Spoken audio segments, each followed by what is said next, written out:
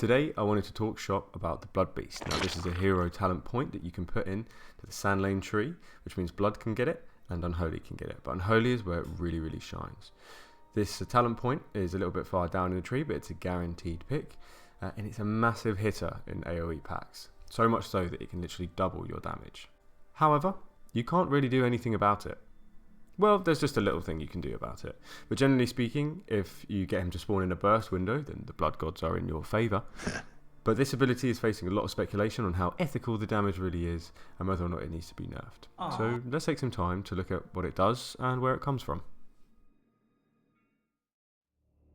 Now, the Blood of Life originated as a quest that you pick up in Outland, but also a trading card. This was just a measly quest where you killed 10 Fell Blood Orcs and pick up their blood vials and then just hand them back in to Gunny at the Honour Hold in Hellfire Peninsula.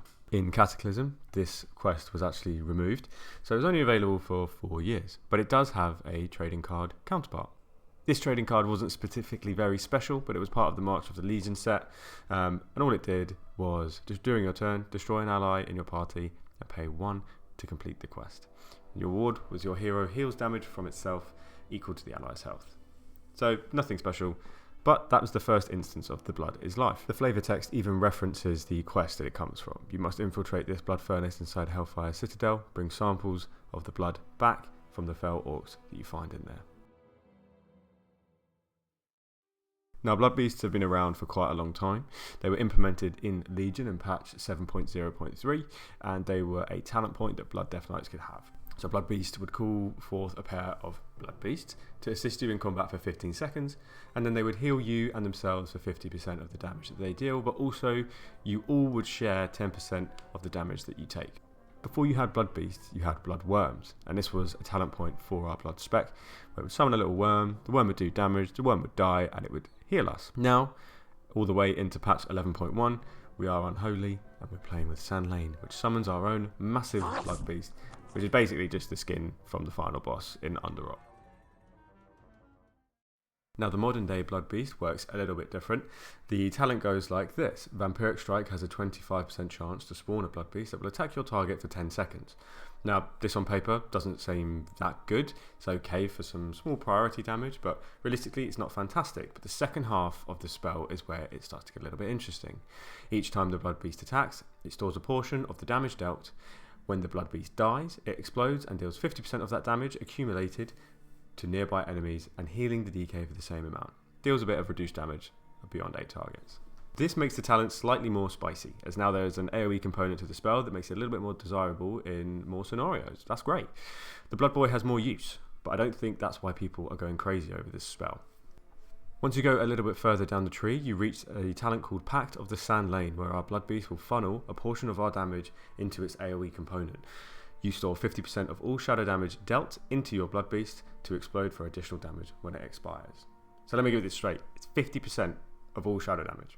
All our shadow damage. This means when you pump, it pumps. So in case you didn't know, if you burst and you receive the Blood God's favour and summon a Blood Beast, if you're doing about 300 mil burst, the Blood Beast will store about 150 million of that shadow damage and do it itself when it explodes. And all of that can crit. So it can almost double your damage because it is storing everything that you've just done. All of our kit is all shadow damage. So once it explodes, it will just duplicate all of the damage that we've done again into that explosion. To put it simply, if you burst, you start your burst, you cast Vampiric Strike, you proc a Blood Beast, all of your damage will now be increased by 50% when the Blood Beast ends. So it's a double-edged sword really, because if you do enough damage to the point where the Blood Beast doesn't even get a chance to explode onto the targets, then the damage is useless, it's gone. But if the pack lives long enough, it will just increase your damage by 50% baseline. And all of these abilities, or all of the hits, could crit, and therefore it could go up to 100%. So with Unholy DKs already having very good AoE, and then having this one massively RNG component that you cannot control, that might up to double your damage, it makes it a very frustrating spell, because you're relying very heavily on this spell to proc, and there's nothing you can do other than cast a lot of Vampiric Strikes at once. Now luckily for us, because our rotation is spamming Vampiric Strike and AoE, every single GCD that we use doing that has a chance to spawn the Blood Beast. So all you can do realistically is just pray to the Blood Gods. Praise be Gahoon! That they will give you one, but there's nothing you can do. And that's what makes it a bit frustrating, because sometimes you can do tremendous amounts of damage and it's just because you've got a blood beast to spawn at the right time. And sometimes you do just normal AoE damage because there's no blood beasts.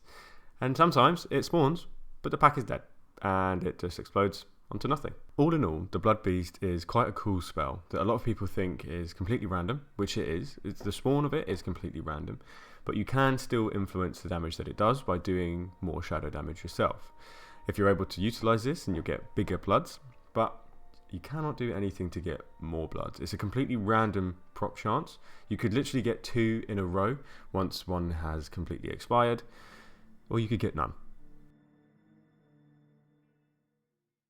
For me, this is one of our more interesting abilities in our kit, and I really love how it stood the test of time, coming from Bloodworms right at the start of DK's implementation to now being this massive beast which explodes for shitloads of damage or no damage. But thank you very much for watching, guys. If you like the content, feel free to subscribe and like the video. That would help me out tons. Find me on Twitch, /wow, and then I also offer coaching services as well. Thanks so much, guys. See you around.